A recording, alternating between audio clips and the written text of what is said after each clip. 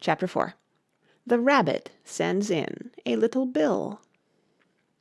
It was the White Rabbit, trotting slowly back again, and looking anxiously about as it went, as if it had lost something, and she heard it muttering to itself, "The Duchess! The Duchess! Oh, my dear paws! Oh, my fur and whiskers! She'll get me executed, as sure as ferrets are ferrets! Where can I have dropped them, I wonder?" Alice guessed in a moment that it was looking for the fan and the pair of white kid gloves, and she very good-naturedly began hunting about for them, but they were nowhere to be seen. Everything seemed to have changed since her swim in the pool, and the great hall, with the glass table and the little door, had vanished completely. Very soon the Rabbit noticed Alice as she went hunting about, and called out to her in an angry tone, "Why, Mary Ann, what are you doing out here? Run home this moment, and fetch me a pair of gloves and a fan. Quick now!" And Alice was so much frightened that she ran off at once in the direction it pointed to, without trying to explain the mistake it had made. "He took me for his housemaid," she said to herself as she ran. "How surprised he'll be when he finds out who I am! But I'd better take him his fan and gloves, that is, if I can find them."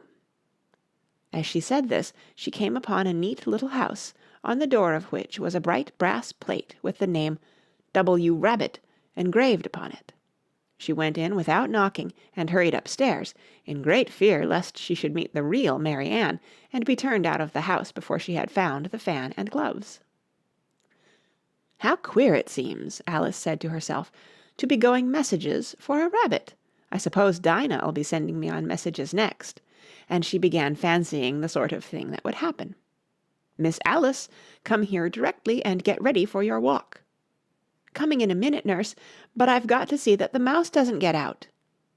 "Only I don't think," Alice went on, "that they'd let Dinah stop in the house if it began ordering people about like that." By this time she had found her way into a tidy little room with a table in the window, and on it, as she had hoped, a fan and 2 or 3 pairs of tiny white kid gloves. She took up the fan and a pair of the gloves, and was just going to leave the room, when her eye fell upon a little bottle that stood near the looking-glass. There was no label this time with the words, "Drink me," but nevertheless she uncorked it and put it to her lips. "I know something interesting is sure to happen," she said to herself, "whenever I eat or drink anything, so I'll just see what this bottle does. I do hope it'll make me grow large again, for really I'm quite tired of being such a tiny little thing." It did so indeed, and much sooner than she had expected.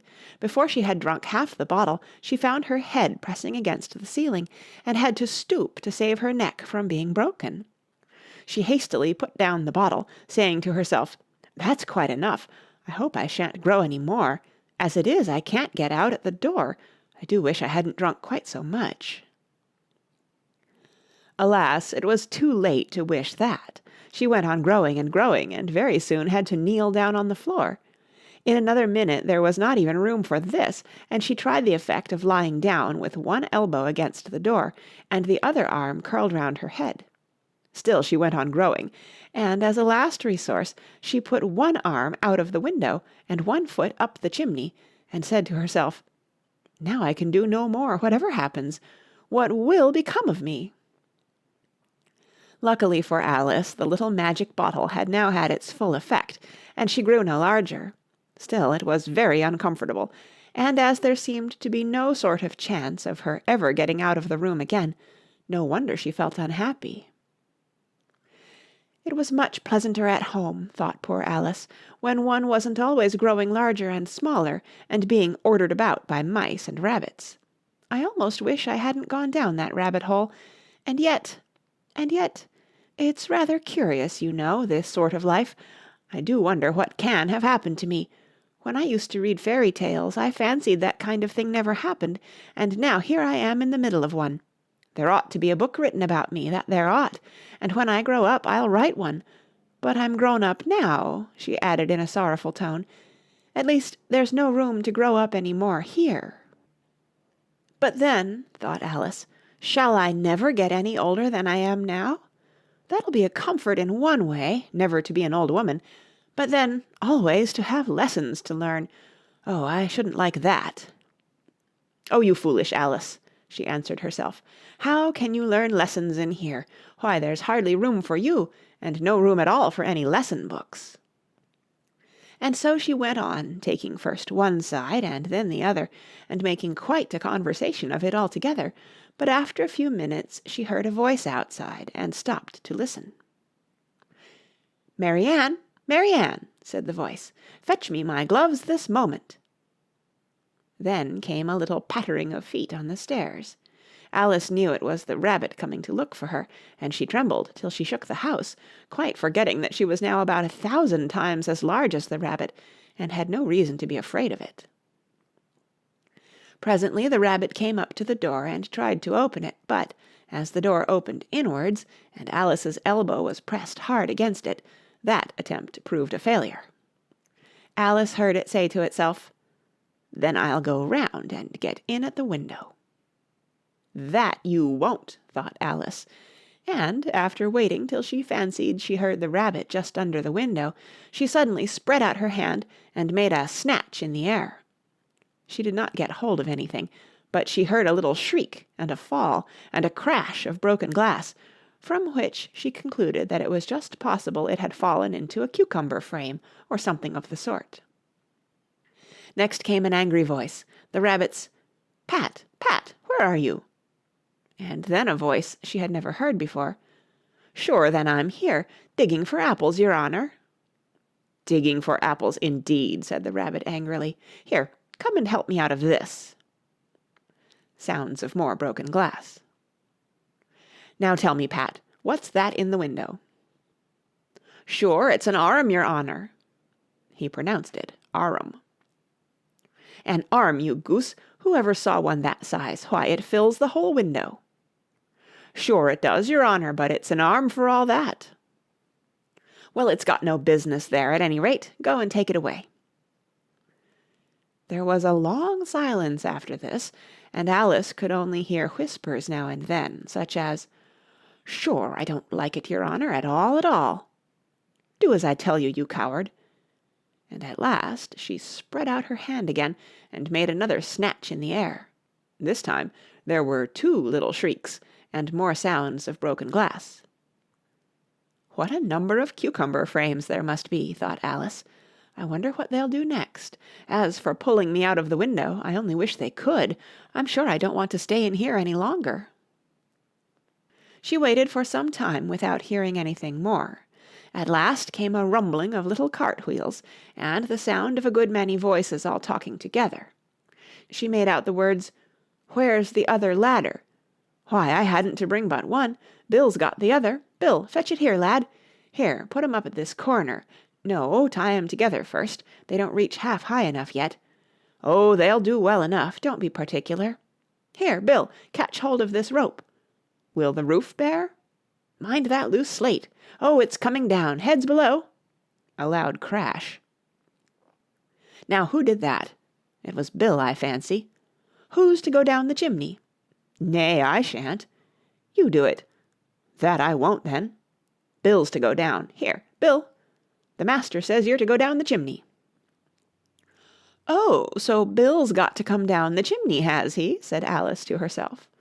"Shy, they seem to put everything upon Bill. I wouldn't be in Bill's place for a good deal. This fireplace is narrow, to be sure, but I think I can kick a little." She drew her foot as far down the chimney as she could, and waited till she heard a little animal, she couldn't guess of what sort it was, scratching and scrambling about in the chimney close above her. Then, saying to herself, "This is Bill," she gave one sharp kick, and waited to see what would happen next. The first thing she heard was a general chorus of, "There goes Bill!" Then the rabbit's voice along, "Catch him, you by the hedge!" Then silence, and then another confusion of voices. "Hold up his head! Brandy now! Don't choke him! How was it, old fellow? What happened to you? Tell us all about it." Last came a little feeble squeaking voice. "That's Bill," thought Alice. "Well, I hardly know. No more, thank'ee. I'm better now, but I'm a deal too flustered to tell you. All I know is, Something comes at me like a jack-in-the-box, and up I goes like a skyrocket." "So you did, old fellow," said the others. "We must burn the house down," said the rabbit's voice, and Alice called out as loud as she could, "If you do, I'll set Dinah at you." There was a dead silence instantly, and Alice thought to herself, "I wonder what they will do next. If they had any sense, they'd take the roof off." After a minute or two they began moving about again, and Alice heard the rabbit say, "A barrowful will do to begin with." A barrowful of what? thought Alice, but she had not long to doubt, for the next moment a shower of little pebbles came rattling in at the window, and some of them hit her in the face. "I'll put a stop to this," she said to herself, and shouted out, "You'd better not do that again," which produced another dead silence. Alice noticed with some surprise that the pebbles were all turning into little cakes as they lay on the floor, and a bright idea came into her head. "If I eat one of these cakes," she thought, "it's sure to make some change in my size, and as it can't possibly make me larger, it must make me smaller, I suppose." So she swallowed one of the cakes, and was delighted to find that she began shrinking directly. As soon as she was small enough to get through the door, she ran out of the house and found quite a crowd of little animals and birds waiting outside. The poor little lizard, Bill, was in the middle, being held up by 2 guinea pigs, who were giving it something out of a bottle. They all made a rush at Alice the moment she appeared, but she ran off as hard as she could, and soon found herself safe in a thick wood. "The first thing I've got to do," said Alice to herself, as she wandered about in the wood, "is to grow to my right size again, and the second thing is to find my way into that lovely garden. I think that will be the best plan." It sounded an excellent plan, no doubt, and very neatly and simply arranged. The only difficulty was that she had not the smallest idea how to set about it, and while she was peering about anxiously among the trees, a little sharp bark just over her head made her look up in a great hurry. An enormous puppy was looking down at her with large round eyes, and feebly stretching out one paw, trying to touch her. "Poor little thing," said Alice in a coaxing tone, and she tried hard to whistle to it, but she was terribly frightened all the time at the thought that it might be hungry, in which case it would be very likely to eat her up, in spite of all her coaxing. Hardly knowing what she did, she picked up a little bit of stick and held it out to the puppy, whereupon the puppy jumped into the air off all its feet at once with a yelp of delight, and rushed at the stick and made believe to worry it. Then Alice dodged behind a great thistle to keep herself from being run over, and the moment she appeared on the other side the puppy made another rush at the stick, and tumbled head over heels in its hurry to get hold of it. Then Alice, thinking it was very like having a game of play with a cart-horse, and expecting every moment to be trampled under its feet, ran round the thistle again. Then the puppy began a series of short charges at the stick, running a very little way forwards each time, and a long way back, and barking hoarsely all the while, till at last it sat down a good way off, panting, with its tongue hanging out of its mouth, and its great eyes half shut. This seemed to Alice a good opportunity for making her escape, so she set off at once, and ran till she was quite tired and out of breath, and till the puppy's bark sounded quite faint in the distance. "And yet what a dear little puppy it was," said Alice, as she leant against a buttercup to rest herself, and fanned herself with one of the leaves.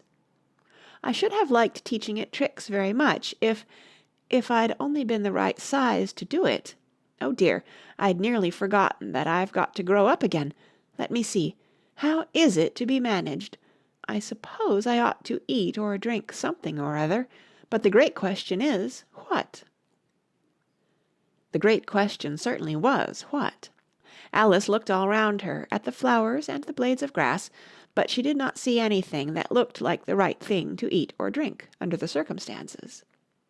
There was a large mushroom growing near her, about the same height as herself, and when she had looked under it, and on both sides of it, and behind it, it occurred to her that she might as well look and see what was on the top of it. She stretched herself up on tiptoe, and peeped over the edge of the mushroom, and her eyes immediately met those of a large caterpillar that was sitting on the top with its arms folded, quietly smoking a long hookah, and taking not the smallest notice of her or of anything else.